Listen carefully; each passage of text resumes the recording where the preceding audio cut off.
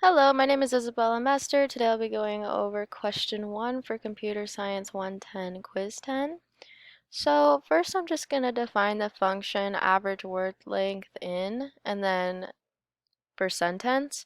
So I have my x variable, and this is going to temporarily be the variable to hold the total sum of the word length in the sentence. And so from there, I can go ahead and define my area variable, which will be sentence.split. And then I'll use my for loop until the number of words is found in the sentence. And then I'm going to add a new word length to the previous number, and then I'm going to return that statement, and it'll print out the average length of the word. So for this specifically, I'm going to go ahead and comment the next function out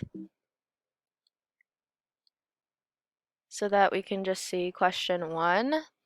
And then I'm going to run it and save it. And it's 3.3. So that's the average word length in the sentence, "I have not seen you in a long time, William."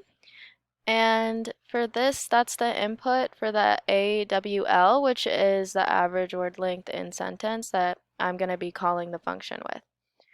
So yeah, 3.3 is the average word length, and thank you.